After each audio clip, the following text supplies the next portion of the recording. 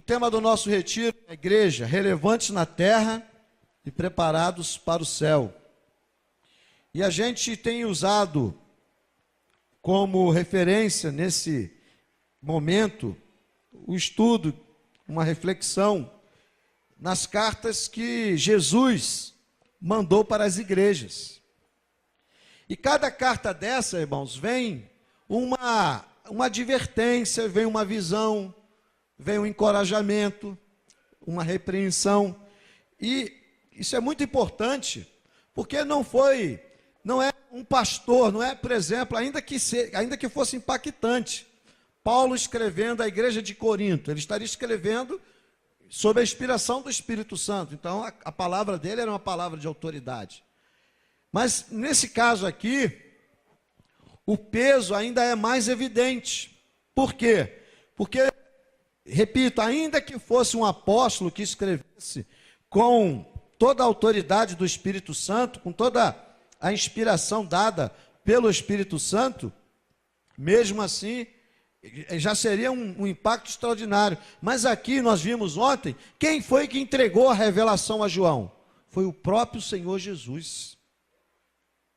Então é o próprio Senhor que está falando com a sua igreja. A gente às vezes fala assim: Deus, fala comigo, Senhor. Eu quero ouvir a tua voz, eu quero ouvir a tua voz. Aí a sua Bíblia está guardada lá na estante, você nunca abre. Você quer ouvir a voz como? Você quer ir na igreja onde tem um profeta, onde tem uma irmãzinha que ora, onde tem um irmão ungido, e a sua Bíblia você não abre. Deus está ali falando com você. O próprio Deus, sem intermediários. Não que Deus não possa usar esses irmãos, não é isso que nós estamos dizendo. Mas, nesse caso aqui, fica evidente que Jesus, ele fala conosco. E ele deixou a revelação por excelência, que é a sua palavra. E João recebe essa palavra de Jesus às suas igrejas. São 7 igrejas. E como eu disse ontem, essas igrejas existiram mesmo. Onde é que elas ficavam, pastor? Ficavam onde hoje é chamada Turquia, o país chamado Turquia. Algumas dessas cidades ainda existem, outras existem só ruínas. Essas igrejas não eram igrejas espirituais, no sentido que não existisse, eram igrejas reais, que tinham endereço, que tinha gente que fazia parte daquela igreja naquelas cidades que são descritas aqui. E cada uma delas tinha o seu contexto, as suas situações, o seu momento de vida. E o Senhor se dirige a essas igrejas. Alguns intérpretes querem dizer que essas igrejas simbolizam a igreja de Jesus ao longo das eras. Então eles tentam comparar, por exemplo, a igreja X com a época primitiva, a igreja Y com a Idade Média, a igreja A com a igreja moderna, com a igreja liberal, e assim vai. Essa é uma interpretação, é um pouco forçada essa interpretação, mas existem alguns autores, alguns teólogos, alguns intérpretes que pensam assim. Mas na verdade, o que a gente pode discernir é que ao olhar para a avaliação, para o que Jesus fala sobre cada uma dessas igrejas, nós vamos encontrar, irmãos, um pouquinho daquilo que acontece nas igrejas em geral. E quando nós estamos falando de igreja, nós não estamos falando de uma entidade qualquer, de um lugar que não tem nada a ver, nós estamos falando da gente. Tudo que Jesus está falando com as igrejas aqui, ele está falando de nós. E de repente aquela descrição que é feita sobre a igreja de Éfeso, sobre a igreja de Esmina, de Laodiceia, de Tiatira, etc, etc, é a descrição da sua vida, da minha vida nesse momento. Você não está solto do espaço, você está vivendo um momento na sua vida. Você está vivendo uma realidade concreta, objetiva na sua vida. E essa realidade da sua vida certamente tem coisas boas e tem coisas ruins. Se nós tivéssemos a possibilidade de nos encontrar com Jesus agora, como João se encontrou naquele dia, lá num domingo, lá na ilha de Patmos, e ele estava lá, talvez orando, era domingo. João, como nós falamos ontem, estava preso por causa do testemunho e da sua perseverança na palavra, e de repente apareceu uma visão Naquela visão apareceu um ser como filho do homem. E aí toda aquela imagem que nós estudamos ontem aqui. E aí ele recebe aquela revelação que tem toda uma descrição de cada igreja. Aí eu fico pensando, se nós agora, de repente, encontrássemos com Jesus, qual seria a descrição que ele faria da minha vida e da sua vida? Nós temos que pensar nessas coisas, irmãos. Porque nós somos cristãos. Ou se ainda não somos, estamos aqui nos expondo às verdades cristãs. Hoje nós vamos estar daqui a pouquinho celebrando a ceia, que é uma ordenança de Jesus, que simboliza toda a obra da redenção de Jesus a nosso favor. Então nós não somos apenas religiosos, nós não somos apenas adeptos de um culto, adeptos de uma igreja, de uma seita ou coisa assim. Nós somos, pelo menos é isso que nós ensinamos e tentamos dizer que nós somos o quê? Discípulos de Jesus. Então, se eu sou discípulo de Jesus, eu tenho que estar atento à descrição que ele faz. E quando eu olho para essas cartas, eu vou encontrar algumas descrições. Por exemplo, primeira carta, escreve, versículo 2, capítulo 2, a partir do verso 1. Abra sua Bíblia e deixe a sua Bíblia aberta. Escreve ao anjo da igreja em Éfeso. Essa palavra anjo, ela significa mensageiro. Novamente, nós vamos encontrar aí algum debate sobre o que significa esse anjo. Eu falei isso ontem, o livro de Apocalipse, a característica da literatura chamada apocalíptica, que é uma literatura simbólica. Então ela tem toda uma simbologia. Alguns símbolos a gente vai aprender, a gente sabe, outros a gente não tem convicção do que seja. Mas por isso é um livro difícil, porque é um livro de símbolos. E por que era um livro de símbolos? Porque era escrito a uma igreja que estava sob perseguição. É como se fosse um código. Eu quero escrever alguma coisa para você, mas eu não quero que todo mundo saiba o significado daquilo, porque aquilo tem a ver comigo e com você. Então eu crio um código, você vai entender o meu código, mas se um outro pegar aquilo ali, ele não vai entender. Era algo mais ou menos assim que estava acontecendo na escrita do livro. Os cristãos iriam entender, mas os inimigos da igreja, os perseguidores da igreja, quando eles lessem aquilo, eles não iam ter clareza do significado daquela mensagem que Deus estava entregando ao seu povo.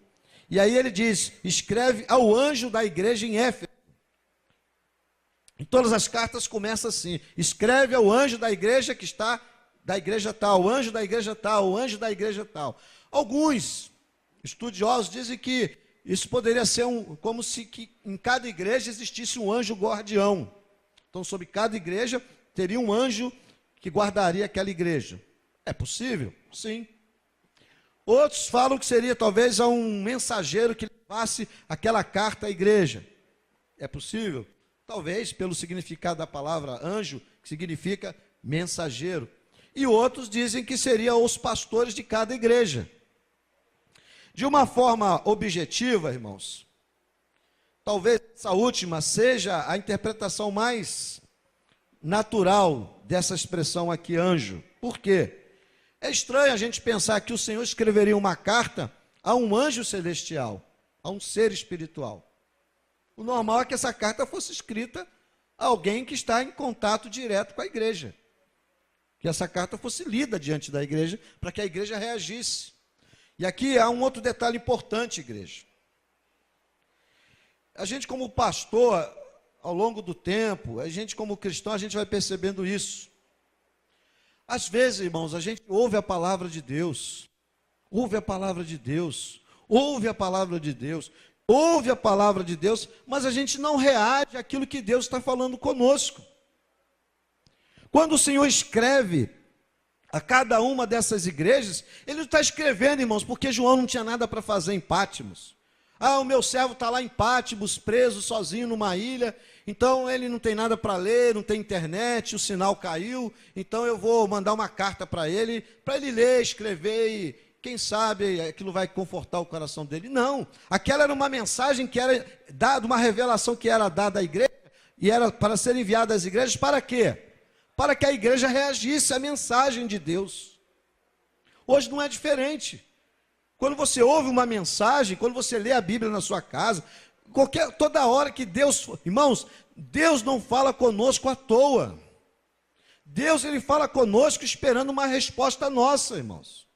O problema é que às vezes a gente fica 200 anos ouvindo mensagem e não responde a Deus. Tem um monte de crente inchado, cheio de informação, cheio de coisas, mas não responde a Deus. No final eu vou comentar um pouquinho mais sobre isso, porque aí está uma das raízes do problema dessas igrejas e da igreja de Jesus em todos os tempos. Então, o normal, a interpretação mais natural é que essa carta era escrita para ser entregue aos pastores de cada igreja.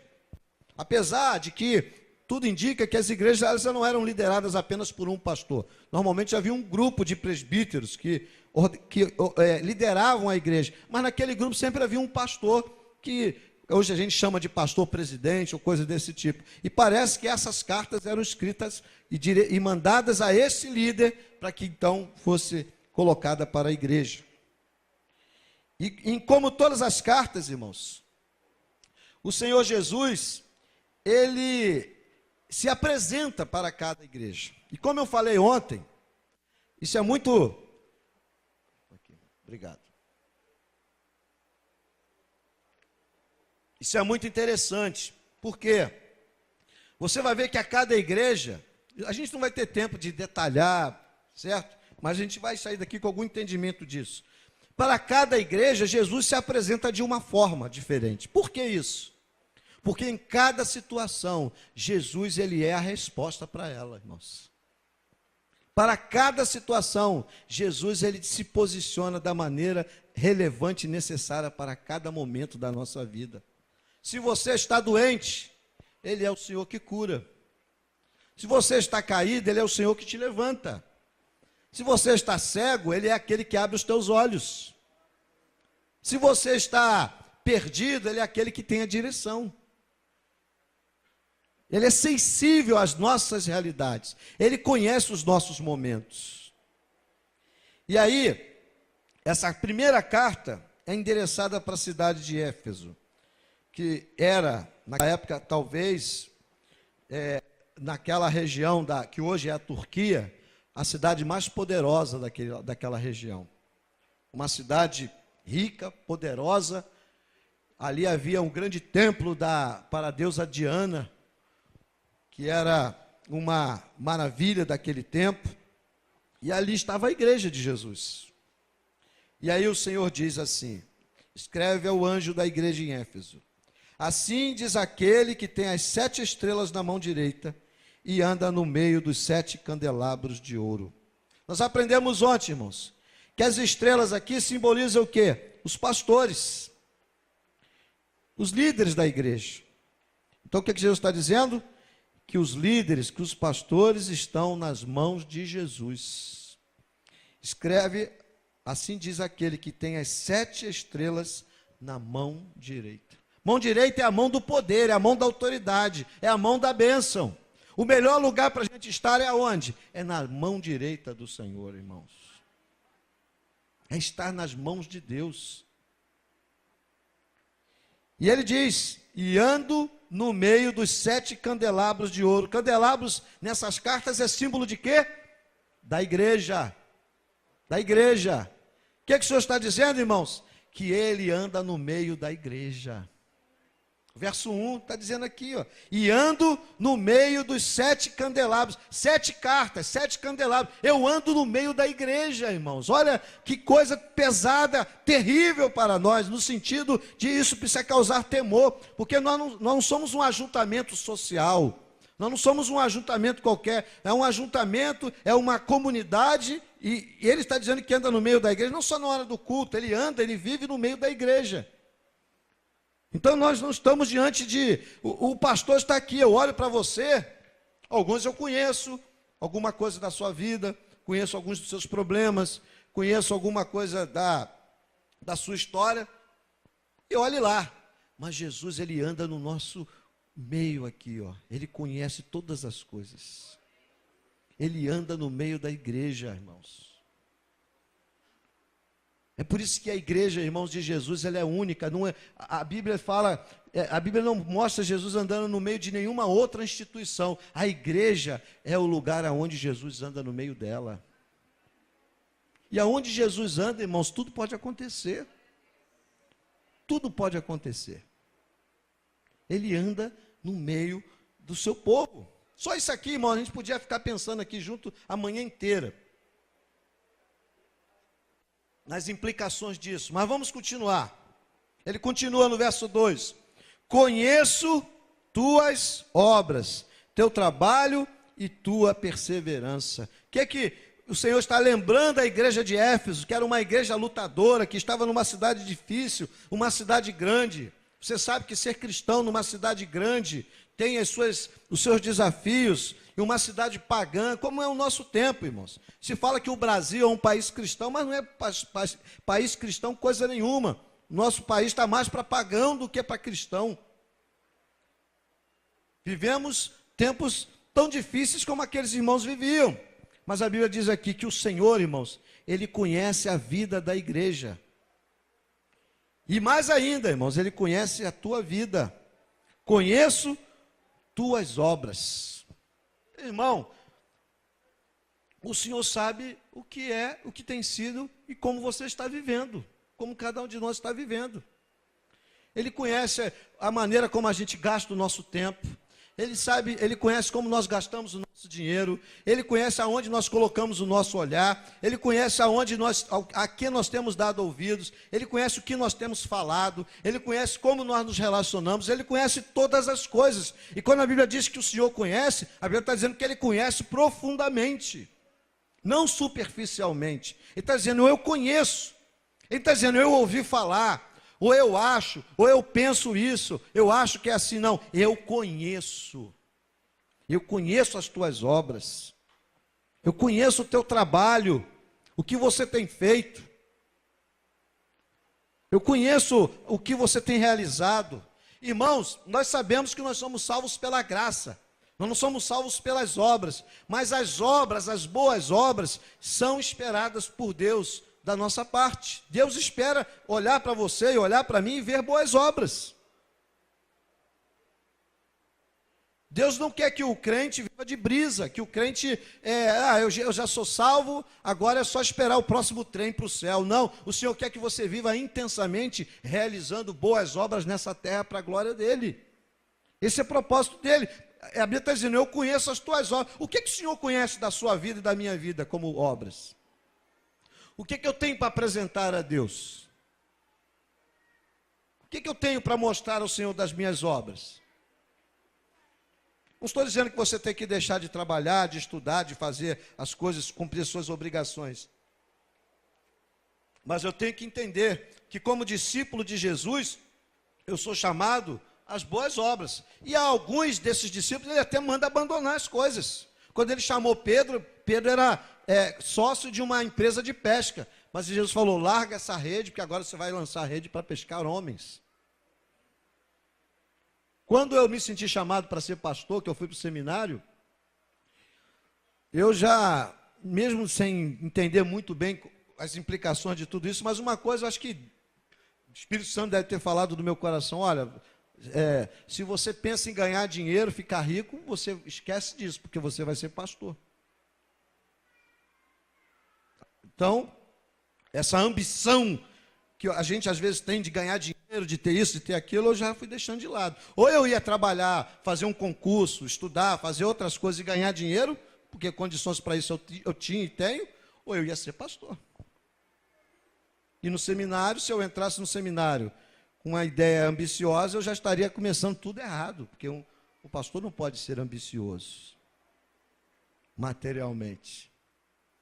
Mas isso é um princípio para todos nós, num certo aspecto. Jesus está dizendo, eu conheço as tuas obras, eu conheço o teu trabalho, eu conheço a tua perseverança. E aí, irmãos, há uma reflexão aqui. Qual é a sua perseverança? Ontem eu falei uma coisa que eu li, acho que eu li na internet ou num livro, eu não lembro bem. Que a gente às vezes diz assim, a gente canta, eu amo a Jesus, eu te amo, Senhor, a minha vida é tua, tudo que eu tenho é teu, e não sei o quê, e não sei o quê. E a gente não consegue, às vezes, ir numa reunião de oração. Nós tivemos 15 dias de oração na igreja, irmãos. Eu posso dizer a você quem foi nessa reunião. Eu posso dizer para você nominalmente. E olha que a minha memória já não é tão boa como foi no passado. Mas eu posso dizer. Foi Joca, foi Delaia, foi Késia. Um dia foi Moisés. Um dia que eu não fui, eu pedi o Wanderson para dirigir, o Wanderson foi. E por aí vai. 5, 6, 7, 8 irmãos. Aí quando chegou na véspera do nosso retiro, o Joca deu uma palavra de Deus, porque ele falou, irmão, você está dizendo que você quer ter um encontro com Deus lá, mas você nunca veio orar aqui, pedir isso aqui na igreja, então não sei se Deus vai ter prazer em ter um encontro com você lá, se você não marcou nenhum encontro com ele antes. Lembra disso? Aí na reunião seguinte deu um grupo até melhor, já na véspera.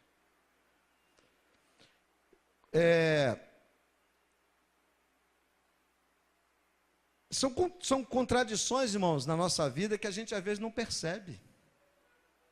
Mas olha, irmãos, amados irmãos, estou falando aqui como pastor de vocês. A Bíblia diz que Jesus conhece. Ele conhece.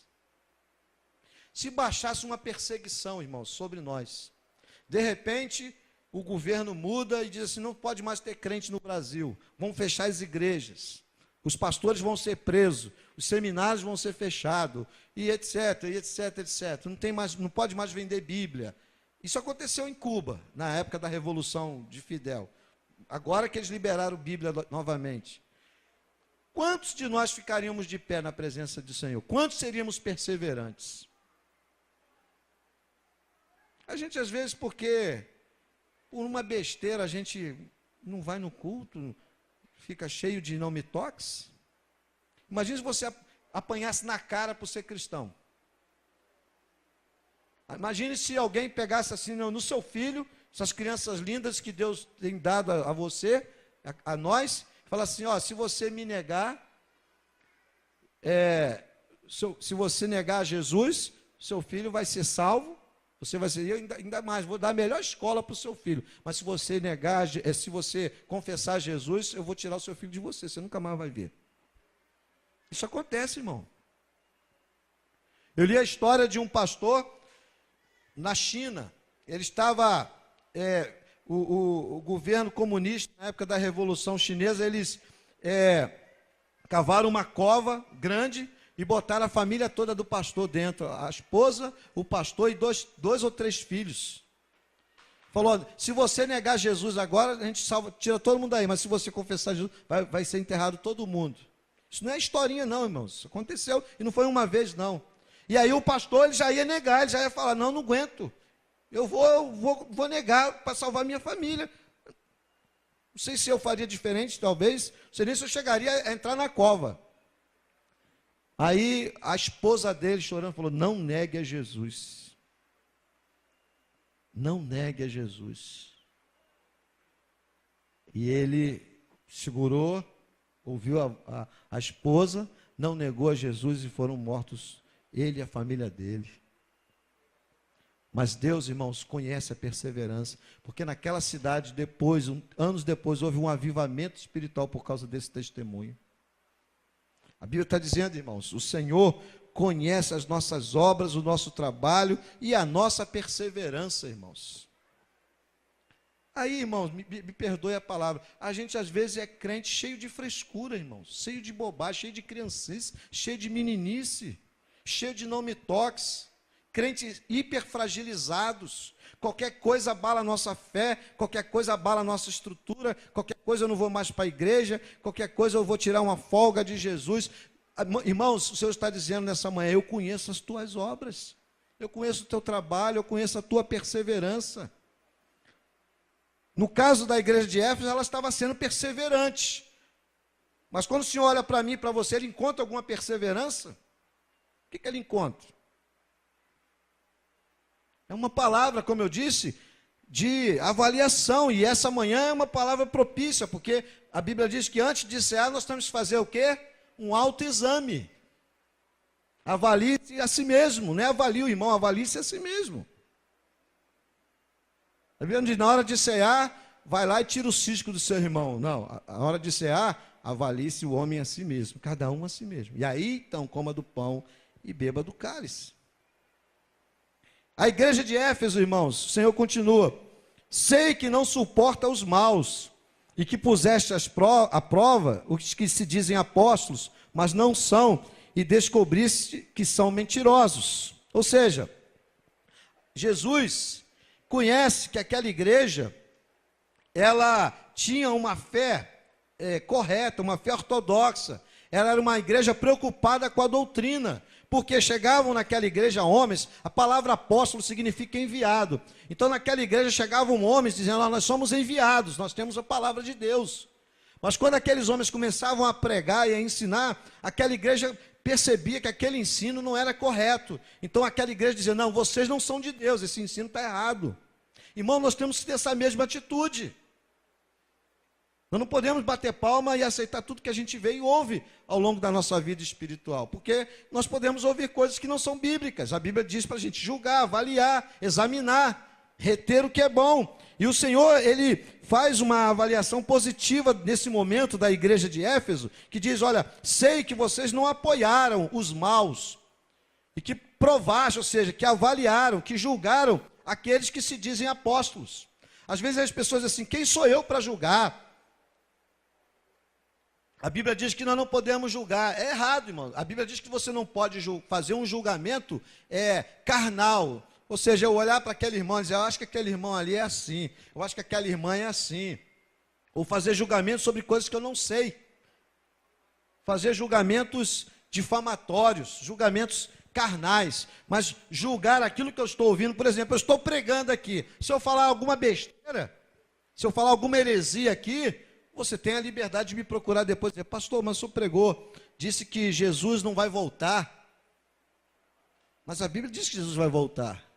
Então, eu me arrependo e acerto a minha palavra, ou se eu perseverar num ensino falso, eu tenho que ser tirado até da igreja, disciplinado, arrancado do ministério, porque o pastor pirou, o pastor começou a pregar heresia. A igreja de Éfeso, irmãos, ela rejeitou falsos apóstolos, falsos enviados de Deus. Nós não podemos ter medo disso, irmão. Nós não podemos ser levianos, mas nós temos que ter essa consciência de que nós vivemos num tempo onde existem muitos falsos ensinos. Então a Bíblia está dizendo positivamente, Jesus não está criticando a igreja, a Bíblia está dizendo: olha, eu sei que vocês não apoiaram os maus e rejeitaram, colocaram à prova os que se diziam apóstolos, mas não são, e descobriste que são mentirosos. Como é que eles fizeram isso? Avaliando, ouvindo. E olha a igreja, que naquele tempo, a igreja de Éfeso não tinha nem o Novo Testamento na mão ainda. Como nós temos, os livros estavam começando a circular, mas não estavam completos. Mas mesmo assim, com a ajuda do Espírito Santo, eles conseguiram descobrir e perceber que aquele ensino não era de Deus. E ele continua: tens perseverado e sofreste por causa do meu nome, e não te desanimaste.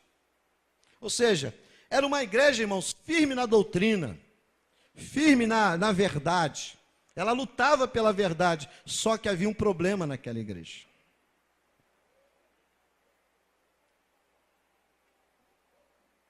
Havia um problema, irmãos. A Bíblia diz aqui, ó: tenho contra ti, porém. Até aqui o Senhor está falando de coisas que ele conhecia e que ele aprovava naquela igreja. Era uma igreja que trabalhava, que tinha uma obra já realizada, era uma igreja que tinha essa preocupação com a ortodoxia, ou seja, com a verdade da palavra, mas o Senhor diz: tenho contra ti, porém, o fato de que deixaste, abandonaste, esqueceste do teu primeiro amor. Irmãos, essa verdade é muito séria para nós, irmãos.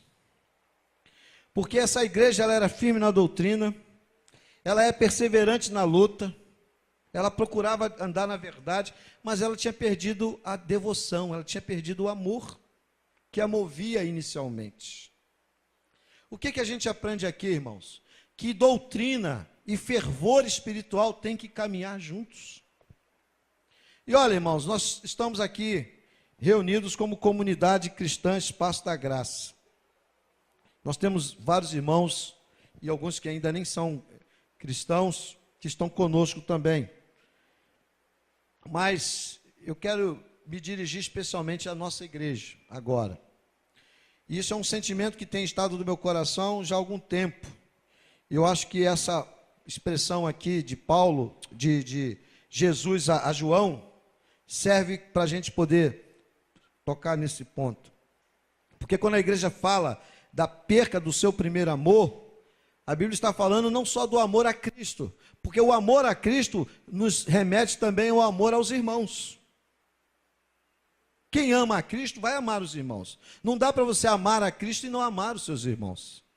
E há, irmãos, uma necessidade, eu tenho sentido isso no meu coração, de uma restauração, de um renovo, de fato, no amor da igreja uns pelos outros. Porque nós vivemos numa sociedade, irmãos, altamente individualista. Todo mundo quer ser amado, mas muitos poucos se dispõem a amar. Todo mundo quer ser acariciado, todo mundo quer receber atenção, todo mundo quer ser atendido, todo mundo quer ser amado, receber expressões de amor, mas poucos querem expressar amor aos outros. E isso acaba contaminando a igreja, irmãos. Diz a palavra que a igreja parece que ela ficou tão preocupada em não ser enganada, em andar na verdade, em provar os falsos apóstolos, em estudar, que ela perdeu de vista o amor. Que ela perdeu de vista o quê? Porque, irmãos, toda a igreja, quando ela começa, todo crente, quando ele começa, normalmente uma das marcas dessa igreja e desse crente é o quê? É o amor. É o amor.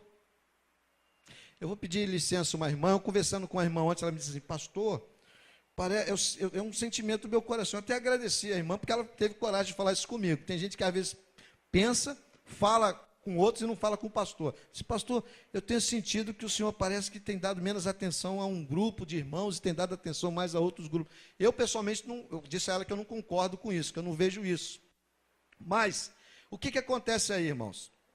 Dentro de uma igreja, é normal que haja um grupo de afinidade. Isso é impossível não se ter isso dentro de uma igreja. É normal. Seria estranho se não acontecesse. Por quê? Por exemplo, nós temos um adolescente. O adolescente não vai viver colado com Miguel, que já é um irmão já maduro. Quando você vai lá na bocha, ali, você não vai ver adolescente lá, você vai ver uns homens mais ou menos da mesma faixa etária, brincando, gritando, igual criança, mas é tudo adulto, né? Tá lá, mas tudo da mesma faixa etária. Na hora que for jogar bola ali, você não vai ver o Miguel normalmente, ou o outro irmão, você vai ver o quê? O pessoal mais jovem para adolescente e criança, e jovem jogando bola. É o normal. Porque é a tendência natural, a gente procurar. Isso é um fenômeno de qualquer grupo social. Como é que era na escola? Você se dava com todo mundo da sala de aula? Não, você tinha aquela sua coleguinha, aquele seu amigo, não é assim? No seu trabalho, você consegue se relacionar com todo mundo? Não. E a nossa igreja, irmãos, pela graça do Senhor, a igreja tem crescido. Então é normal que nesse crescimento da igreja, alguns grupos vão se formando. O problema é quando nós nos fechamos para os outros irmãos. O problema é quando eu digo, não, eu já tenho o meu grupo, e nesse grupo aqui ninguém entra, ninguém sai. Isso aí já é pecado, isso é panela dentro da igreja. Isso representa o quê? Falta de amor. Porque o fato de eu saber que é um fenômeno natural, eu me identificar mais com um irmão com um ou outro, do que com outro ou com um, isso é normal. Eu, como pastor, tento me policiar, dar atenção a todo mundo, mas eu sou um só, eu não consigo dar atenção a todo mundo. Nem que eu quisesse. Certo? Se eu fizer isso, eu vou entrar em colapso, eu vou morrer. Porque, primeira coisa, eu vou acabar com a minha família, que eu não vou ter mais atenção para minha esposa. E nesses últimos tempos eu tive que dar muita atenção a ela por causa do acidente que ela sofreu. Até para se vestir sozinha ela não consegue mais. Tem roupa que eu preciso fechar para ela, porque ela não consegue usar as duas mãos até o momento.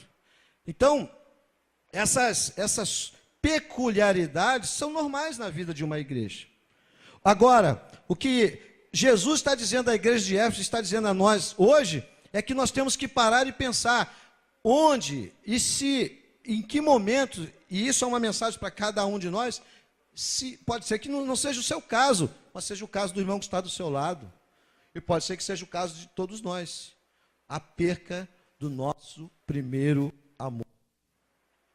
Daquela paixão, daquele fervor espiritual, daquilo que nos movia a orar, a buscar, a visitar, a amar, a fazer as coisas para Deus e nos abrir em direção ao outro. Isso precisa ser resgatado na nossa vida, irmãos. Como eu disse, quando a gente começa a descobrir as coisas de Deus, há um fervor no nosso coração. A gente ora, a gente jejua, a gente busca, a gente visita, a gente ora com as pessoas, a gente ama, a gente serve. Aí vai passando o tempo, a gente vai ficando amargo, vai ficando enjoado, vai ficando chato, vai virando fariseu, vai virando orgulhoso, vai ficando cheio de nhenhenhen, e aí o primeiro amor vai ficando para trás. Foi o que aconteceu com a igreja de Éfeso. No início, isso aconteceu num período mais ou menos de 30 anos, irmãos. Entre o início da igreja e quando Jesus revela isso à igreja, já em Apocalipse. A igreja perdeu. Ela começou fervorosa, e geralmente a igreja que vive debaixo de perseguição é fervorosa. A igreja estava fervorosa, mas daqui a pouco ela estava tão preocupada em se defender e se proteger de certas coisas, que ela perdeu de vista outra coisa, que era o quê? O amor da igreja. Irmãos, uma igreja precisa ser uma comunidade de amor. A igreja pode ter um louvor maravilhoso, pode ter um ensino maravilhoso, pode ter um prédio maravilhoso, pode ter organização maravilhosa, mas se ela não tiver amor, ela não vale nada, irmãos. Não vale nada. Porque tudo isso vai ficar para trás um dia, mas o que vai varar a eternidade é o amor. É muito ruim, irmãos, quando um irmão fala de outro irmão, por exemplo. Você falando mal do irmão, você está falando mal de você mesmo, porque você é corpo de Cristo. Você está entendendo? Você está falando mal de você mesmo, você fala mal do seu filho, da sua filha, do seu marido, da sua esposa. Se alguém falar, você quer virar bicho, quer bater, quer tomar satisfação, vai dar tiro, vai dar paulada. Isso é o crente carnal, né? Não é verdade? Mas na igreja a gente mete o pau no outro, irmão. E a gente às vezes não se enxerga, como está dizendo aqui, olha, vocês perderam o primeiro amor. Era firme na doutrina, perseverante na luta, mas perdeu o amor que a movia inicialmente. Doutrina certa, mas não tinha fervor espiritual. Não tinha fervor espiritual, irmãos, é representado aqui pelo amor a Deus, a Cristo e amor aos irmãos. Aquela igreja já não tinha mais deleite, nem prazer em Jesus. Ela só vivia preocupada com a doutrina e com a verdade, mas não havia prazer em Jesus. Não havia amor. Precisamos, como a gente tem falado desde o início da nossa igreja, ser uma igreja da palavra e do Espírito. E o Espírito Santo é o Espírito do amor, irmão. A gente pode falar línguas, a gente pode profetizar, a gente pode orar uma noite inteira, mas, irmãos, se eu saio ali, não dou nem bom dia para o meu irmão, aquilo ali tudo não valeu de nada, irmão. Foi só barulho. Entende? Eu posso profetizar, dar cambalhota, salto mortal, cheio de fervor, nesse sentido, cheio de expressão. Mas chegar ali, o irmão está carregando 2 bolsas, eu passo em cima dele, ainda dou um tapinha nas costas aí para acabar de derrubar. Estou vendo que o irmão está precisando de ajuda e ainda critico. A gente vem para um lugar desse com um retiro, tem irmãos que estão trabalhando aí, com licença da palavra, igual o burro de carga, irmãos. Vem mais cedo, monta a barraca para nós, arruma, organiza, aí a gente chega depois e critica esses irmãos. Você agradeceu a alguém que montou a sua barraca para você? Você reconheceu isso? Mas eu tenho certeza que muitos criticaram. Ah, esse lugar aqui eu não gostei não. Irmão, não tem outro lugar. Só tem isso aqui. Você está entendendo? Ah, mas a minha barraca está num lugar quente. Então, irmão, coloca um ar-condicionado na sua barraca. Porque todas as barracas são quentes, irmãos. Ontem eu fui deitar depois do almoço, quase que eu desmaiei na minha barraca. Quando eu vi, eu estava suando. Deixa eu sair daqui, eu vou morrer aqui, ninguém vai me encontrar aqui. Entendeu? Aí fui para o banheiro lavar o rosto, tomar um banho, que eu estava... Parece que eu fiz uma sauna dentro da barraca. Você está entendendo? Aí eu tenho duas opções, ficar reclamando, poxa, eu sou o pastor da igreja, sou o anjo da igreja. Jesus escreveu o anjo da igreja, eu sou o anjo da igreja, falta só asa. E me colocar nessa barraca aqui, que é um forno humano? Não, irmão, glória a Deus, porque o irmão, eu fui de manhã na casa do irmão, você pode levar a minha barraca, eu ia de manhã, mas não vou poder ir, eu vou só à tarde. Não, pastor, tranquilo. Eu só pedi a ele uma coisa, monta, do ano passado eu fiquei lá embaixo, eu falei, monta em cima, porque vai mais perto do banheiro por causa da Soraya. Só isso que eu pedi, irmão.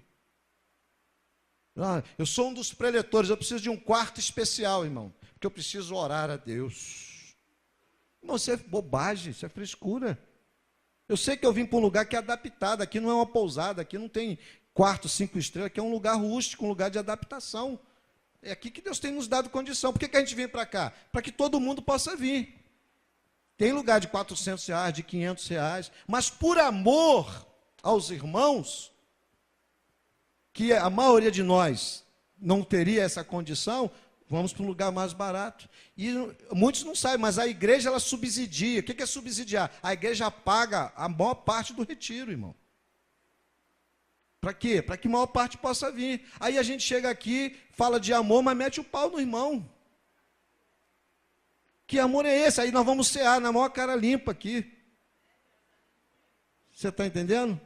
Alguém agradeceu? Irmão, obrigado por você ter montado a minha barraca para mim. Obrigado por você... Aquela tenda que está lá, irmão, aquilo dá um trabalho tremendo para montar. O ano passado eu vim cedo com os irmãos para montar as barracas. Esse ano eu não pude vir. Eu vim montando aquilo é chato de montar, é pesado, é enjoado. Os irmãos montaram para botar as barracas embaixo. A minha barraca nem embaixo daquilo ali está vendo o meu prestígio? Entendeu? Aí eu vou reclamar com o Joca, com o Delaia, que são os coordenadores aí. Irmão, por que você não botou minha barraca aqui? Você está entendendo? Então, irmãos, vamos deixar, irmãos, os irmãos sabem que eu amo os irmãos, vamos deixar de frescura, irmãos. A gente às vezes fala demais. O amor, irmãos, o amor tem que reger a nossa palavra. Por que você fala com o seu filho com todo carinho, mesmo quando você vai sentar o porrete nele? Porque você o ama, não é verdade? Meu filho, está doendo mais em mim do que em você. Está nada, você não levou a... né? A gente fala assim, né? Está doendo mais em mim do que você. E vapt. Daqui a pouco você já vai lá e compra um presente para o filho, né? Pai, eu quero aquele boneco. Aí você vai lá e compra. Puxa, eu estou com a dor no coração. Você fez o certo, você tinha que disciplinar, mas você... Por que com o nosso irmão a gente não faz assim, irmão? Não sente? Tem o suco ali. Não, eu vou lá, vou tomar a jarra inteirinha. O meu irmão que se dane, que vai vir depois de mim. Tem o ditado lá no Nordeste, farinha pouca, meu pirão primeiro. Isso não é de Deus, isso é do capeta, irmão. Você está entendendo? Jesus está dizendo aqui, eu conheço, eu sei que vocês são uma igreja boa, eu sei que vocês têm perseverado, eu sei que vocês têm sofrido, eu sei que vocês têm procurado andar na verdade, mas vocês perderam o primeiro amor. Vocês perderam de vista o amor. O amor a mim, aquela relação de amor que a noiva tem com o noivo, vocês perderam. E, consequentemente, irmãos, aquela igreja certamente não era uma igreja que era marcada pelo amor. O amor que tinha no início da igreja. Repito, irmãos, é normal. Por exemplo, a Rosa acompanhou a Késia, a Rosa e o Delaia acompanhou a Késia e o Delaia na luta da Késia e do Delaia. Eu acompanhei como pastor, mas... Os irmãos não sabem, mas durante vários dias, a Rosa ia todo dia na casa da Késia com o Joca a orar. É normal, irmãos, que haja um laço maior entre esses irmãos. Os maiores laços se formam quando? Na hora da dor, irmão. Não é?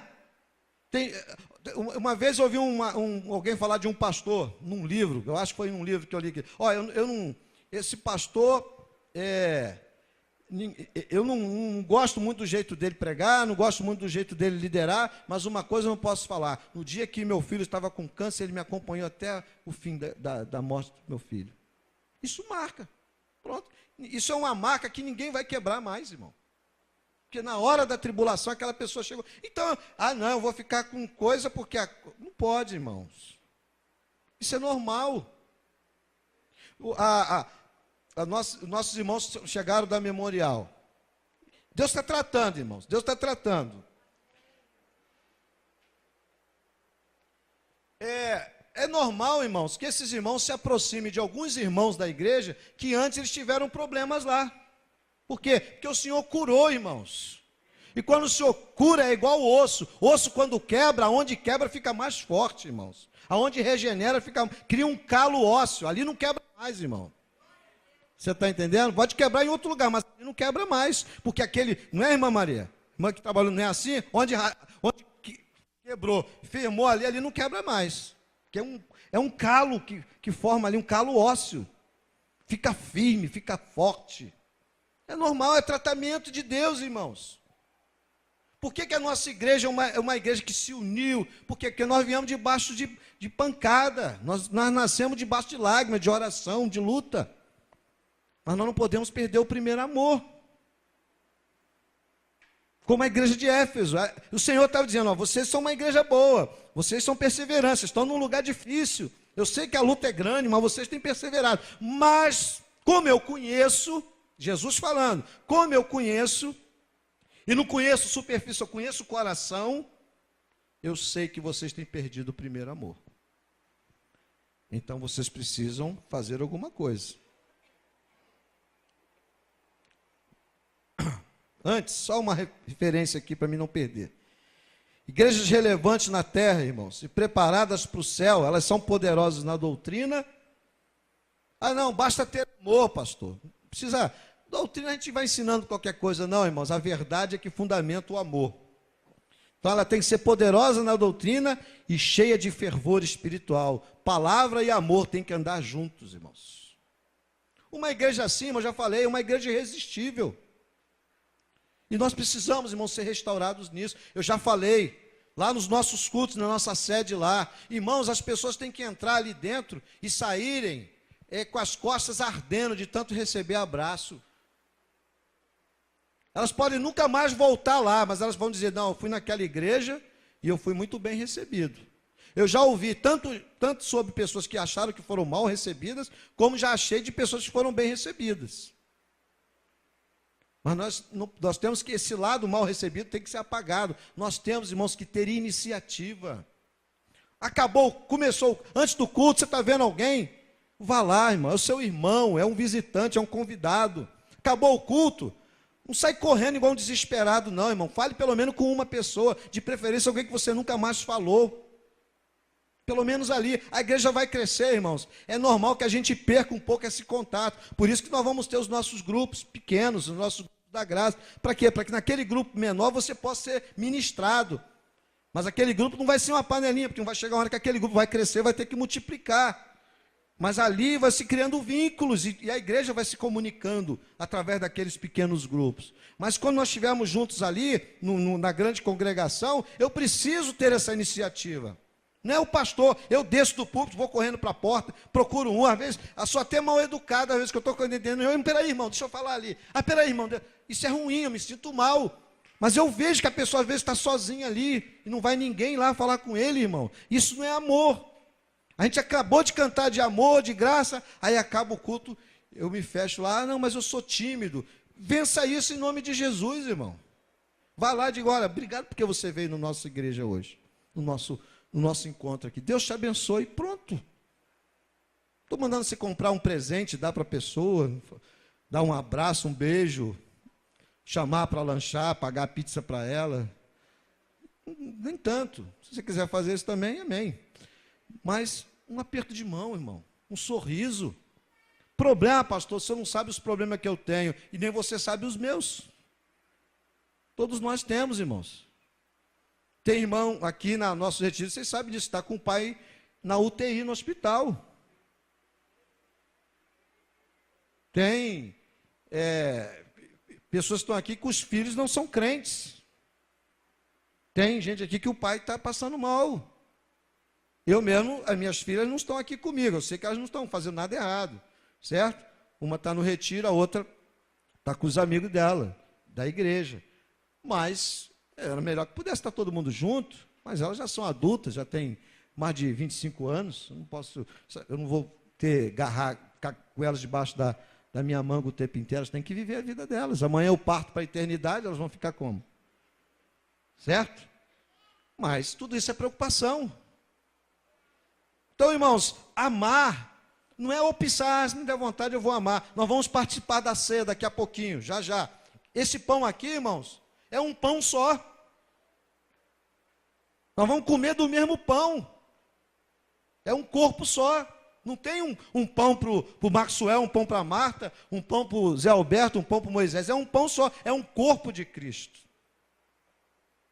Não é à toa que Jesus não pegou assim, ele multiplicou pães para aquela multidão, mas no dia da ceia ele pegou um pão só e partiu. E aí os discípulos foram comendo e foram entendendo a mensagem. Tem um pano para cobrir aqui, não, irmão? Tem umas moscas evangélicas aqui. Entendeu, irmãos? Amém? Vocês estão entendendo a mensagem? Perder o primeiro amor, irmão, significa esfriar na sua relação com Cristo. Irmão, quanto você orava e quanto você ora hoje? O quanto você servia e quanto você serve hoje? O quanto você já testemunhou e o quanto você testemunha hoje? O quanto você tinha prazer de estar nos cultos da sua igreja no passado e você tem hoje? O quanto você cooperava no ministério da sua igreja no passado e você coopera hoje? O quanto você ama Jesus no passado e ama hoje? Nós temos que pensar nisso, irmãos. Mas o Senhor ele é tão misericordioso, irmãos, que Ele diz, Ele nos revela aqui o caminho para curar isso. Ele diz, lembra-te, pois, de onde caíste. Arrepende-te e volta às obras que praticavas no princípio. Lembra-te. Então você precisa fazer o quê? Um exercício. Parar para pensar, irmão. Senhor, como eu era, como eu sou, lembra-te. Como é que quem era eu antes e quem está sendo eu hoje? Arrependa-te. Aquilo que eu falei, irmãos, o Senhor está sempre esperando uma resposta nossa. Arrependa-te. O que é arrependimento? É começar de novo, é dar meia volta. Uma vez eu vi um pregador empolgado falando assim, arrependa-se, dê 360 para Jesus. Então você vai continuar no mesmo lugar, que você vai dar uma volta inteira e vai continuar na mesma direção. Arrependimento é 180, você dá meia volta e começa a caminhar em outra direção, irmão. Arrependa-te. Deus falou comigo, eu preciso mudar, eu preciso me arrepender, porque eu quero restaurar o primeiro amor da minha vida. E aí ele completa, e volte a praticar as primeiras obras, as obras que praticavas no princípio. Ou seja, volte ao início. Aquelas visitas que eu fazia, interessante, ele não fala assim, e volte às primeiras reflexões, as primeiras meditações, as primeiras observações, as primeiras elucubrações, não, ele diz, as primeiras obras, ação. Volte à ação, volte a fazer o que você precisa fazer, o que você sabe que precisa fazer. Imagine, irmãos, numa cidade como João Neiva, uma cidade como Ibiraçu, uma igreja que volta às primeiras obras. Cada crente, dentro do seu limite de influência, porque você tem um limite de influência, você tem pessoas ao seu redor que estão sob a sua influência. É um vizinho carente, é um parente, é um amigo, é um colega de trabalho, sei lá, é tanta gente, um irmão novo na fé. Você tem gente que sob a sua influência. Mas você está mais morto do que vivo, está mais frio do que quente. Está entendendo? Ah, pastor, o dia que eu resolver isso, o dia que melhorar isso, o dia que melhorar aquilo, o dia que eu sair dessa crise financeira, o dia que eu me curar dessa doença, o dia que meu marido se converteu, o dia que a minha esposa se converteu, o dia que meu filho se converter. Não, irmão. Talvez isso não aconteceu ainda exatamente porque você não voltou às primeiras obras. Talvez a hora que o Senhor olhar e dizer, puxa, meu servo voltou. Agora eu vou liberar aquela bênção que estava guardada para ele aqui. Aí o marido se converte, o filho chega, a porta se abre, a outra que tem que fechar, fecha, e o diabo é repreendido e a obra de Deus acontece. O caminho é esse, irmãos. Lembrar, se arrepender e voltar. Que está a ser, irmãos, nos dando essa possibilidade. Meditar agora, irmãos. Pensar, se arrepender. E a partir desse momento, irmãos, começar a fazer algo diferente. A Bíblia diz que o Senhor tem uma bênção para aqueles que fazem assim. Ele diz, se você não tomar uma posição, você vai perder o seu lugar. Porque ele diz, logo virei contra ti, tirarei o teu candelabro do seu lugar. Ou seja, se você não mudar, a coisa vai pegar.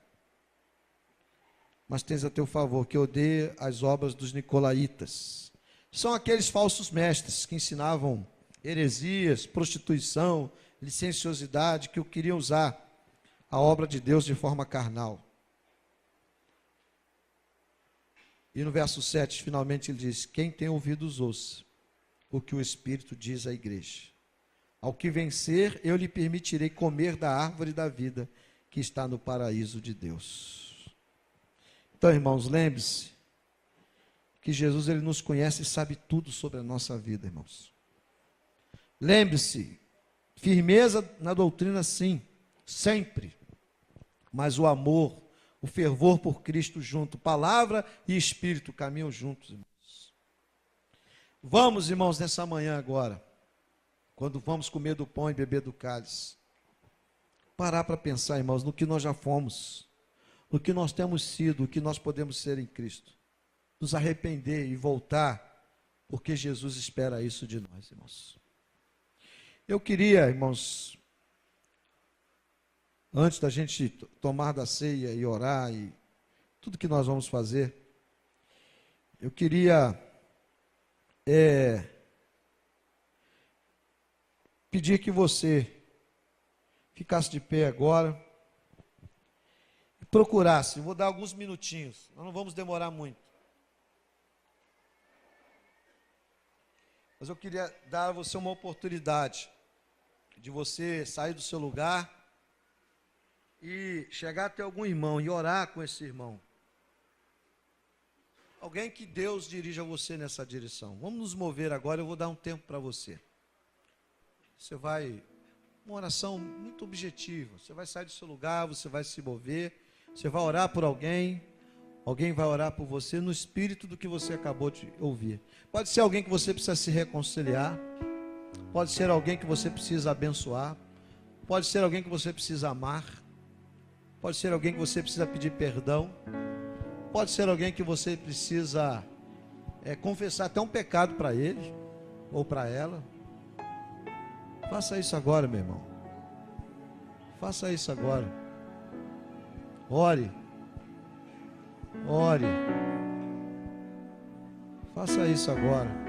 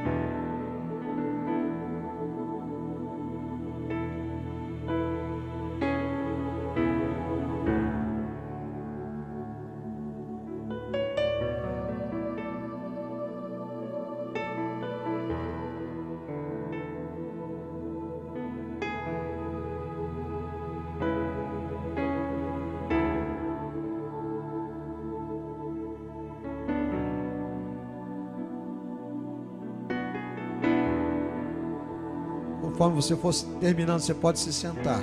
Continue em oração. Você que já orou com alguém, sente-se e comece a meditar na sua própria vida. A Bíblia diz para nós, lembra-te.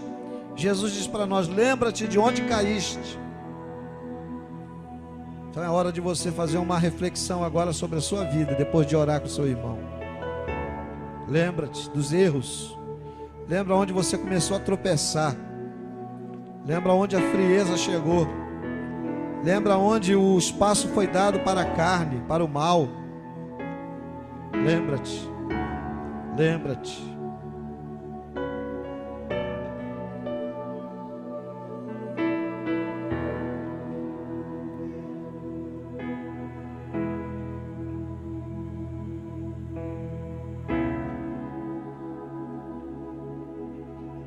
Lembra-te de onde caíste, diz a palavra.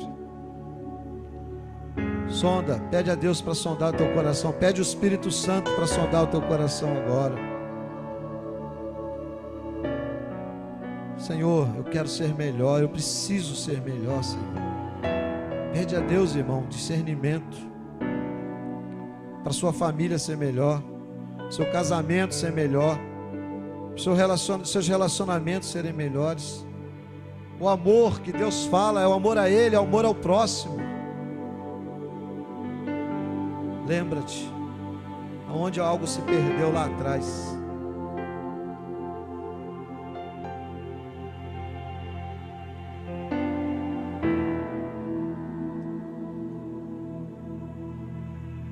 Senhor, nós estamos agora, Pai, pedindo que o Espírito Santo venha sondar os corações. Pai, nós somos especialistas em esconder o nosso próprio pecado. Nós somos especialistas em julgar o outro e esquecer quem nós somos, Pai. Nós somos especialistas em querer tirar o cisco do olho do nosso irmão e não tirar a estaca que está fincada no nosso. Mas nessa manhã nós oramos, Pai, pedindo que o Senhor venha nos lembrar de onde caímos, Pai. Onde temos deixado vazar, Pai, a unção. Onde temos deixado esfriar o amor, Pai. Espírito Santo, ministra o coração, Senhor. Fala, Deus. Porque para que haja arrependimento, precisa haver reconhecimento do pecado, Pai. Nós estamos diante da mesa do Senhor, Pai. Nesse lugar, nesse dia de cura, o Senhor está querendo curar corações, curar vidas, restaurar, Pai, corrigir, Pai. É tão fácil a gente se tornar amargo, crítico, negativo, murmurador, desanimador. É tão fácil, Pai, essa opção. Mas o Senhor fala que nós precisamos lembrar de onde caímos, Pai. Nos arrepender, para então voltarmos às primeiras obras, Pai. Senhor, nós não queremos apenas, Pai, estar aqui e voltar para casa e dizer, o retiro foi uma bênção, o retiro foi tão bom. Não, Pai, nós queremos voltar diferentes, Pai. Queremos voltar ativos, comprometidos com a Tua vontade. Nós não podemos querer resultados novos fazendo os mesmos erros do passado, Pai. Se nós queremos algo novo na nossa casa, na nossa vida, nós precisamos repensar a nossa maneira de viver. É isso que o Senhor está falando conosco nessa manhã, Pai. Lembra-te de onde caíste. Lembra o que te levou a errar. Lembra-te o que te levou a perder o que perdeste. Lembra-te. E te arrepende. Arrependimento é a segunda chance, é a nova oportunidade que Deus nos dá.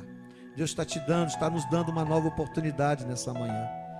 Se você ainda não é um crente, um servo de Deus, arrependa-te e entregue sua vida a Jesus. Se você já é um cristão, arrependa-te do teu pecado.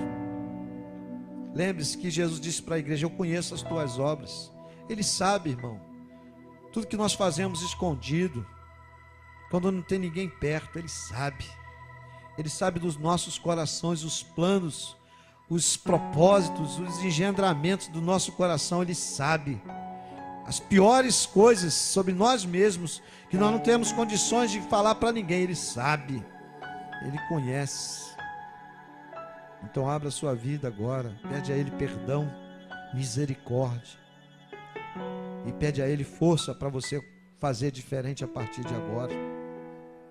Volta às primeiras obras, volta ao início de tudo. Quando você descobriu que Jesus te ama, quando você descobriu que o seu pecado pode ser perdoado, que você é salvo pelo poder de Jesus, que não há nada que você possa fazer para ser salvo a não ser crer, render-se e a partir daí andar na presença dEle. Oh Senhor, tem misericórdia de nós. Ministra os nossos corações, Senhor, porque nós precisamos da Tua graça, precisamos do Teu favor, precisamos do Teu perdão, precisamos do Teu poder, Jesus, para lembrar, para nos arrepender e para voltar a ser e fazer o que o Senhor quer que sejamos e façamos. Faz de novo, Senhor, na nossa vida. Muda o que precisa ser mudado, Senhor. Arranca o que precisa ser arrancado, Senhor. Coloca no lugar o que precisa ser recolocado, Senhor. Restaura, Senhor. Cura e liberta para a glória do Senhor. Abençoa a tua igreja, abençoa teu povo, abençoa aqueles que estão aqui que querem andar de maneira séria contigo, Pai. Tira dos nossos lábios o que entristece o Senhor. Tira do nosso coração, Pai, aquilo que apaga o teu espírito, Senhor. Por que não temos muitas vezes uma vida de poder espiritual? Porque vivemos apagando o teu espírito, vivemos apegados às coisas deste mundo. Como queremos ser cheios das coisas do céu, se estamos cheios das coisas deste mundo, Senhor? Tem misericórdia, Deus. Só podemos ser relevantes na terra, preparados para o céu, se dermos ouvidos à tua voz. Tem misericórdia de nós, Pai. Quando o Senhor fala, o Senhor espera uma resposta. Por isso que a cada uma daquelas 7 igrejas, o Senhor dizia no final: quem tem ouvidos, ouça o que o Espírito diz à igreja. Quem quer ser obediente, escute o que Deus está falando e obedeça para o seu próprio bem e felicidade. Pai, nós consagramos para Ti este pão e este cálice, que simboliza o Teu sacrifício, a Tua morte, a Tua vida por nós que foi entregue, Pai. Te agradecemos porque Ele nos leva também a relembrar que o Senhor ressuscitou, o Senhor está vivo, gloriosamente vai voltar, Pai. Então nós consagramos, nós apresentamos a Ti esse cálice, apresentamos a Ti este pão e oramos, Pai, para que neste momento nós possamos participar desse memorial, desse sacramento de forma digna, Pai, de forma honrada, santificados pela obra do Senhor a nosso favor. Abençoa, Deus, aqueles que não vão poder participar porque ainda não são batizados, ou porventura estão fora da comunhão, possam também ser impactados pela mensagem que esses elementos trazem para nós. O Senhor nos ama, o Senhor nos ama, o Senhor nos ama. E o Senhor morreu na cruz pelos nossos pecados. E ao terceiro dia ressuscitou. Viveu 40 dias entre nós e voltou para a glória, com a promessa de que estaria conosco todos os dias, mas no dia marcado voltará para levar o teu povo de volta à glória, Pai. Obrigado, Senhor. Obrigado, Espírito Santo. Seja exaltado e glorificado. Seja bendito por esse momento, pela tua obra em nossas vidas. Seja bendito, Jesus. Seja bendito, Espírito Santo. Amém e amém, Senhor. Vou chamar aqui o irmão Miguel para nos ajudar.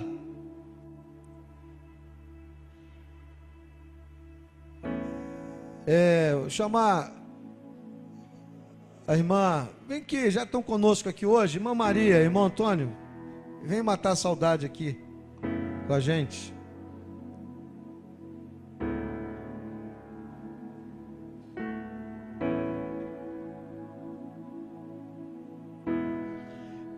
Se você está na comunhão da sua igreja, você crê como nós cremos, você tem liberdade de participar desse momento. Se você está nessa situação, se você ainda não pode participar, não saia, fique aqui. Mas lembre-se que esse pão, ele simboliza o sacrifício que Jesus fez e que pode alcançar você também, se você se arrepender dos seus pecados e entregar a sua vida a Cristo. Cristo, irmão, nos mostrou o amor de forma concreta. O amor de Deus, o amor a ágape ou ágape, é um amor sacrificial. É um amor que se dá. Não adianta eu falar, eu te amo, irmão Miguel. Aí eu vejo o irmão Miguel precisando de uma ajuda, às vezes material, às vezes emocional. Aí eu saio assoviando, finjo que não ouvi, que ele me falou o problema dele, largo ele para lá e eu estou apagando o Espírito Santo. Estou entristecendo a Deus. De repente não posso resolver o problema dele, mas, irmão, vamos orar juntos aqui, vamos buscar ajuda juntos, vamos orar, vamos pedir a Deus. E de repente era aquilo que Deus estava esperando para abrir a porta para o irmão. Irmãos, se a igreja não amar, irmãos, sabe o que é que o Senhor diz? Que o Senhor vai tirar o candelabro da igreja. Sabe o que significa isso? Que o Senhor vai tirar, vai varrer aquela igreja do mapa. Eu ia falar isso no final, mas todas as igrejas do Apocalipse acabaram, irmãos. Não existem mais aquelas igrejas. E há muito tempo que eu pensava sobre isso. Por que, Senhor, que isso aconteceu? Por quê? Eram igrejas do Senhor, plantadas com tanto sacrifício, e acabaram. Sabe por quê? Porque elas não deram ouvidos à voz do Espírito, irmãos. Elas não deram ouvidos à voz do Espírito. Tem igrejas ali que até a cidade acabou, irmãos. Como é que nós queremos dizer que somos crentes se não damos ouvido à voz do Espírito? Queremos que todo mundo ouça a nossa voz, mas a gente não dá ouvido à voz do Espírito. Não, irmãos. Quando a gente se rende a Jesus, irmãos, é para Jesus tratar o nosso caráter, para Ele fazer da gente o que Ele quer que a gente seja. Ele quer que eu seja um marido cristão.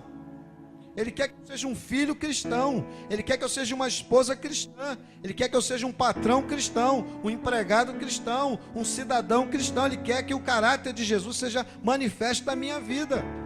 Não adianta eu na igreja ser um, na rua ser outro. Jesus disse, eu conheço as tuas obras, eu sei quem você é. Você não me engana. Não adianta. É por isso que ser crente de verdade é um negócio sério, não é brinquedo. Eu, quando era jovem, eu fazia parte de um grupo de teatro na igreja. E aí nós fomos fazer uma peça e fizemos em várias igrejas. Era a Porta do Céu. Um irmão escreveu a peça, mas não era aquela Porta do Céu famosa, era uma outra. Mostrava as pessoas vivas, vivendo. O primeiro ato era esse, vários personagens vivos, vivendo a sua vida. Aí depois cada um daqueles morria. Aí chegava na Porta do Céu. E eu fazia o papel do falso crente, irmãos.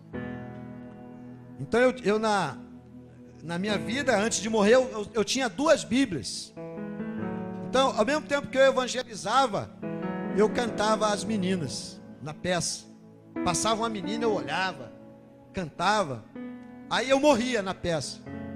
Na peça, irmãos. Aí, no segundo ato, eu aparecia na Porta do Céu. Aí eu pegava eu lembro, eram 2 Bíblias grandes. Aí eu ia entrando todo serelepe no céu. Opa, eu sou crente, era membro da igreja. Aí entrando, aí o anjo falou, ei, onde você pensa que vai? Aí eu dizia, não, mas eu era membro da igreja. Porque a peça era uma adaptação daquilo que a Bíblia diz. Mas eu era membro da igreja, eu dava dízimo, eu cantava, eu fazia isso, fazia aquilo, eu evangelizava na rua, entregava folheto na rua. Aí o anjo me descrevia, né? Não, você não nasceu de novo, você não se converteu. Aí, por que eu estou lembrando disso? Porque o meu último apelo era esse. Mas nem com 2 Bíblias.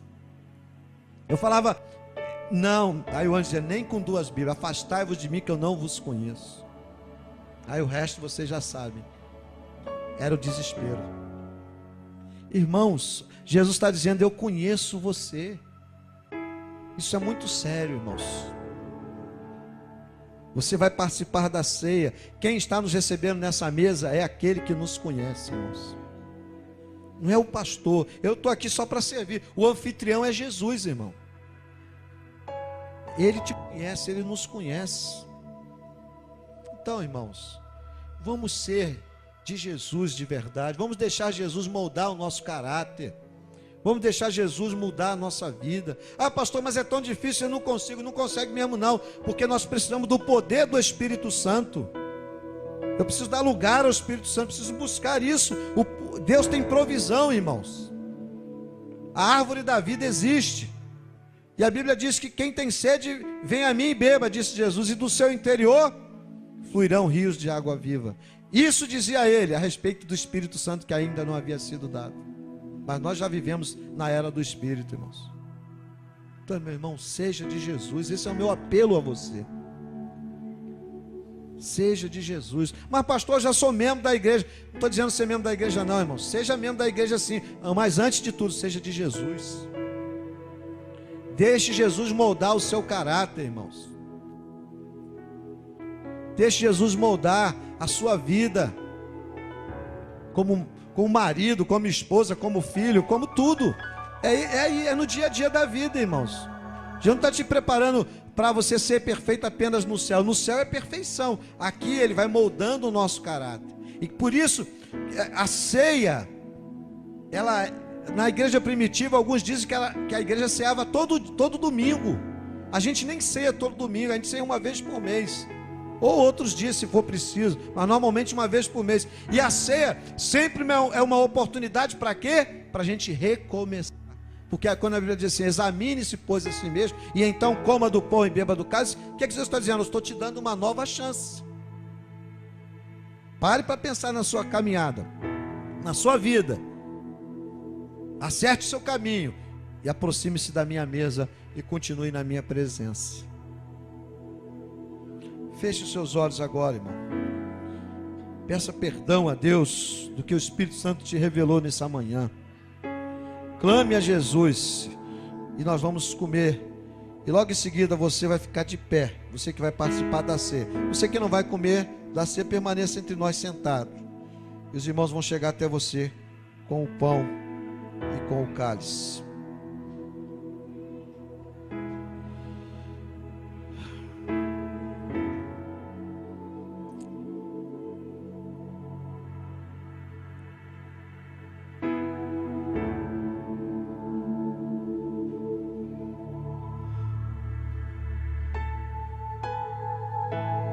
A palavra do Senhor diz que o Senhor Jesus, na noite que foi traído, ele tomou o pão e partiu, dizendo: este pão é o meu corpo que é dado por vós. Fazer isso todas as vezes em memória de mim.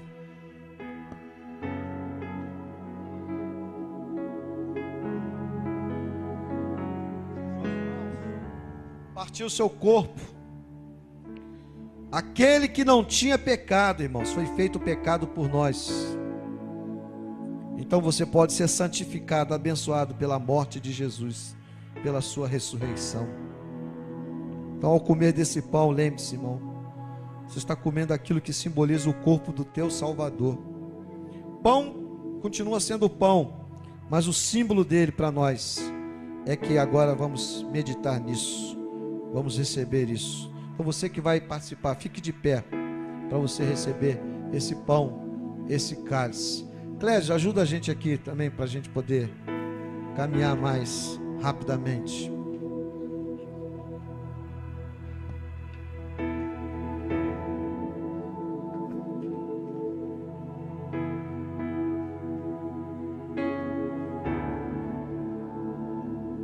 Receba com alegria, irmãos, receba com júbilo. Ceia não é velório, ceia é celebração do Cristo que morreu, mas ressuscitou. Ele está vivo entre nós. O ministério de louvor pode vir aqui para frente, porque nós vamos adorar o Senhor daqui a pouquinho. Se eles quiserem cantar uma música enquanto a ceia está sendo servida, pode fazer. Mas eu quero convidar você a celebrar o Senhor nesse momento. Você que ainda não é batizado, peça a Deus: Senhor, eu quero me batizar, eu quero voltar e quero me batizar. Eu quero, se você não entregou a sua vida a Jesus, eu quero entregar a minha vida a Jesus. Eu quero ser um servo de Deus, uma serva do Senhor. Quero caminhar perseverantemente com Jesus até a eternidade. E igreja amada, vamos ser uma igreja marcada pelo amor. Ainda que você tenha as pessoas com quem você se identifique mais, mas ame a todos.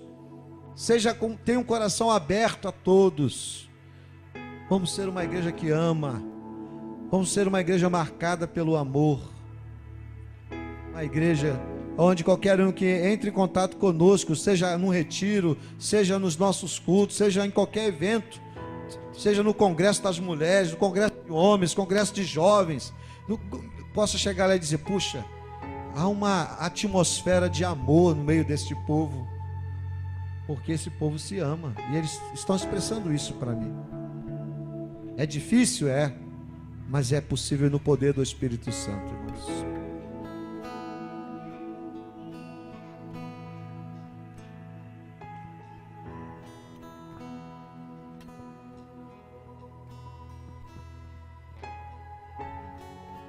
Depois que você pegar o pão e o cálice, você pode se sentar, irmão.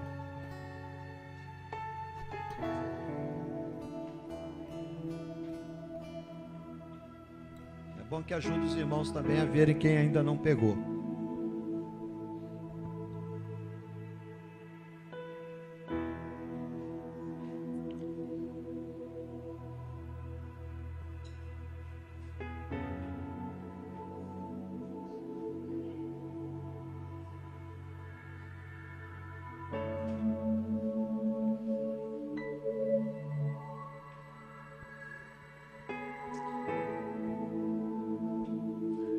Servir para eles, irmão.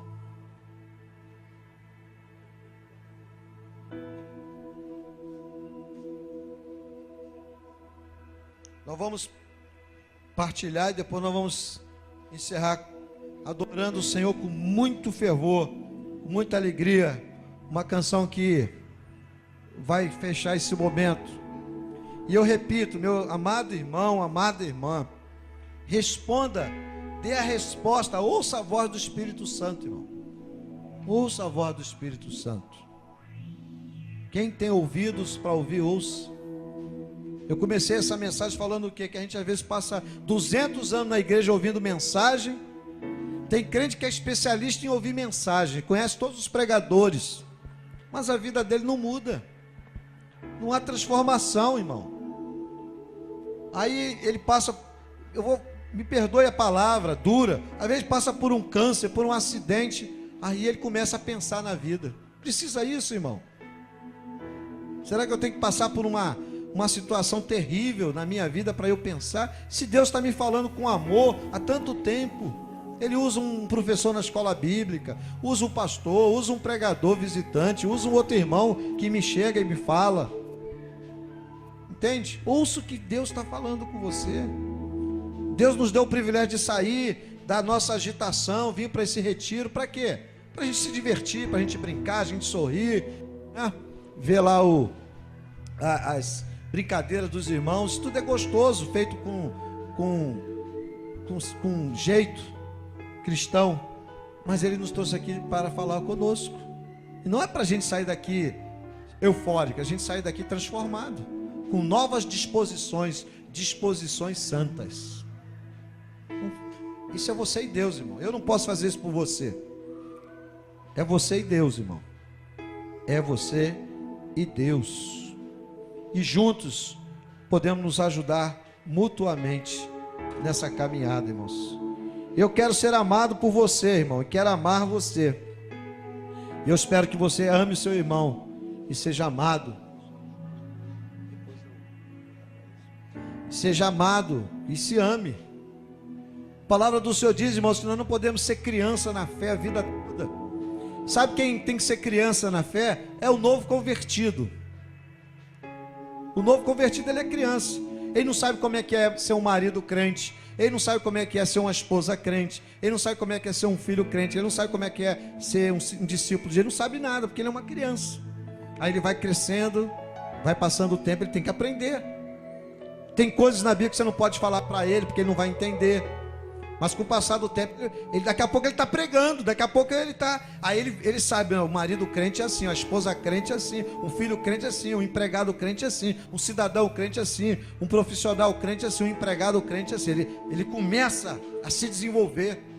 É assim, irmãos.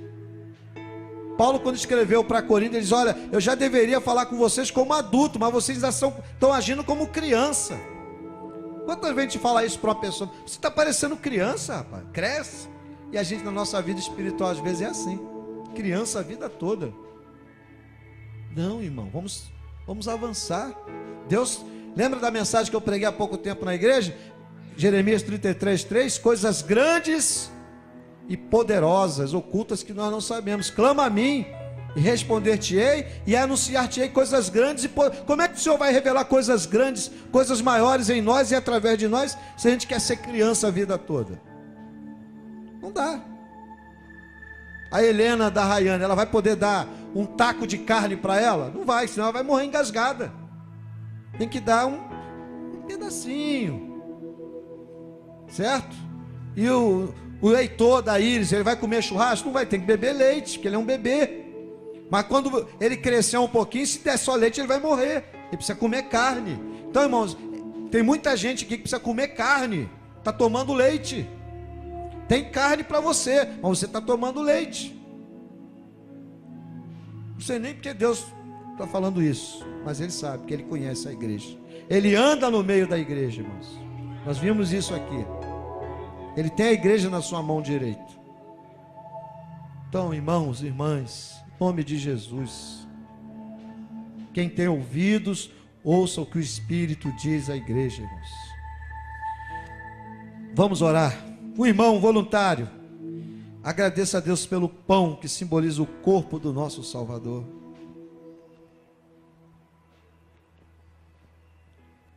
Pai,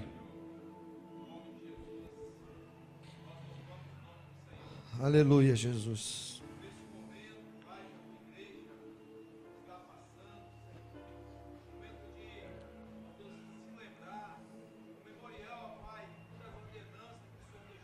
É verdade, Jesus. Glória a Deus. Obrigado, Jesus.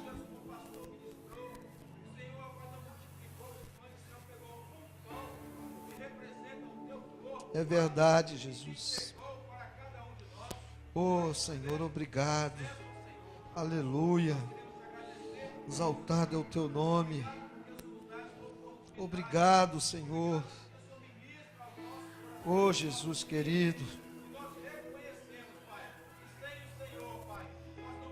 Bendito é o teu nome, Senhor. Aleluia. Oh, Senhor. Amém. Vamos, irmãos, conforme o nosso amado Jesus nos ensinou, o nosso mestre, a quem dizemos seguir, vamos comer do pão que simboliza o corpo dele, que morreu na cruz pelos nossos pecados e ressuscitou com poder ao terceiro dia. Comamos, irmãos.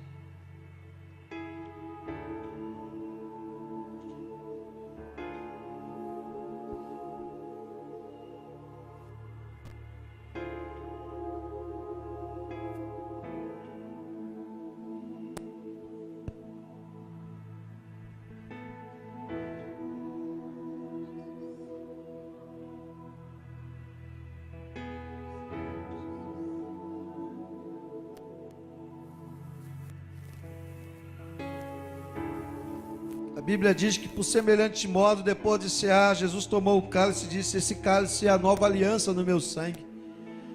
Tomai dele todas as vezes em memória de mim. Outro irmão vai dar graças ao Senhor pelo vinho, pelo suco de uva que simboliza o sangue que nos purifica de todo o pecado.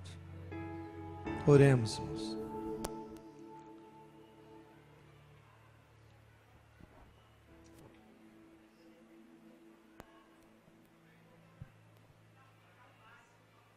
Aleluia, Jesus. Aumenta, Jesus. Amém, Jesus. Assim seja, Pai. Verdade, Pai. Amém, Jesus. Amém. Glória a teu nome, Jesus. Perdoa, Jesus. Amém, Jesus. Amém. Assim seja, Jesus. Aleluia. Amém, Jesus. No mesmo espírito, irmãos, de alegria, de gratidão, de celebração, conforme o nosso amado mestre ensinou, vamos tomar desse cálice que simboliza o sangue puro, carmesim, que nos purifica de todo pecado.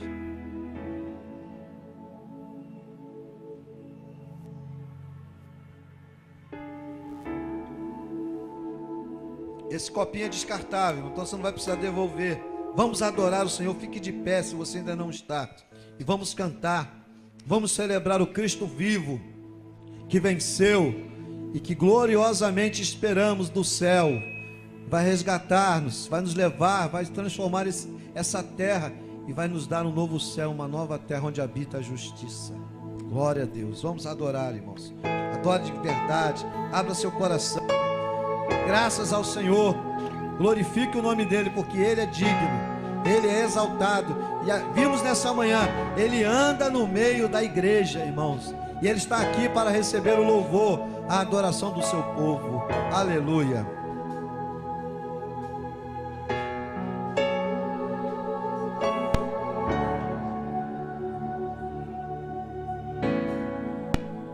O universo chora, o sol se apagou, ali estava morto o Salvador. Seu corpo lá na cruz, seu sangue derramou, o peso do pecado ele levou.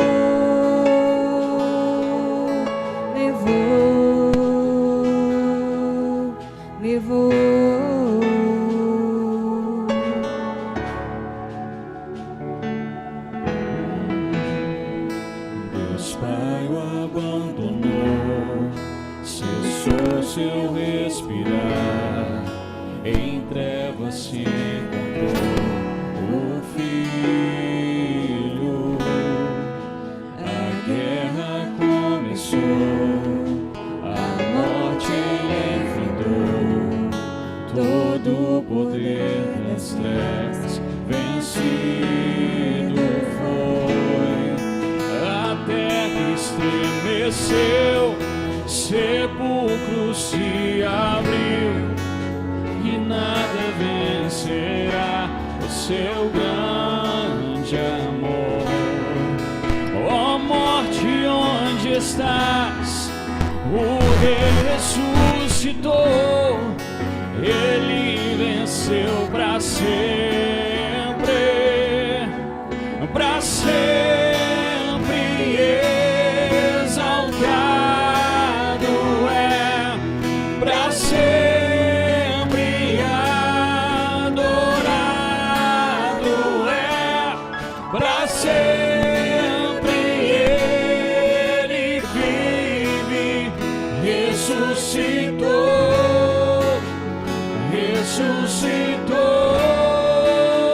a terra estremeceu, sepulcro se abriu, e nada vencerá o seu grande amor. Ó morte, onde estás? O Rei ressuscitou, ele venceu para sempre, para sempre exaltado é, para sempre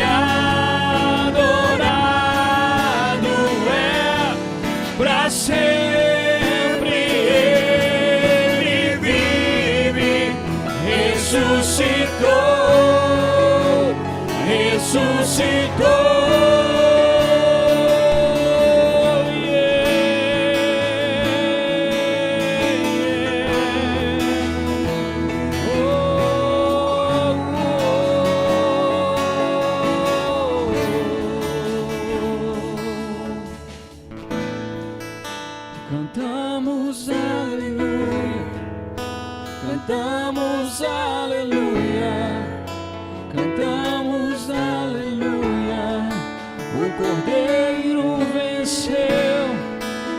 Cantamos aleluia, cantamos aleluia, cantamos aleluia, o Cordeiro venceu. Cantamos aleluia, cantamos aleluia, cantamos aleluia, o Cordeiro venceu. Cantamos aleluia, cantamos aleluia, cantamos aleluia, o Cordeiro venceu.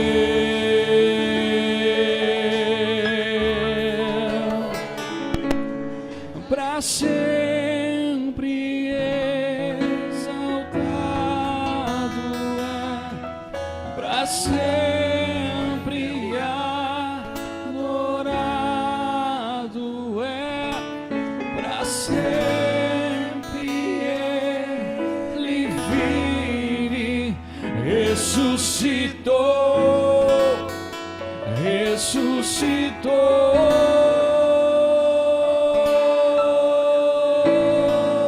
Aplauda o Senhor, igreja. Ele anda no meio da igreja. Ele quer ser adorado, bendito para sempre, eternamente. Senhor, obrigado, Deus. Obrigado pela tua misericórdia e pela tua graça sobre nossas vidas. Obrigado por esse amor tão grande, Pai. Esse amor inexplicável. Nós não somos dignos desse amor, Pai, mas o Senhor escolheu nos amar. Obrigado porque o Espírito do Senhor nos abriu a porta da palavra, nos abriu o coração e a mente para entender as tuas verdades. Eu oro, Senhor, pedindo que o teu Espírito Santo continue ministrando aos nossos corações, ao longo desse dia, na mensagem, no culto da noite, nos diálogos, nos encontros, nas orações em dupla, nos cultos que ainda virão até o final desse retiro. Que o Senhor continue ministrando a nossa igreja, Pai, a cada vida aqui presente, a cada igreja aqui representada. Visita teu povo, Senhor. Nós precisamos da tua graça, do teu poder, Senhor. Sem ti nós não podemos caminhar. Ainda bem que o Senhor nos fala que nós estamos na tua mão direita, Pai. Muito obrigado, Senhor, por essas verdades poderosas que o Senhor tem nos revelado. Em nome de teu, Jesus, que nós oramos. Amém e amém, Senhor.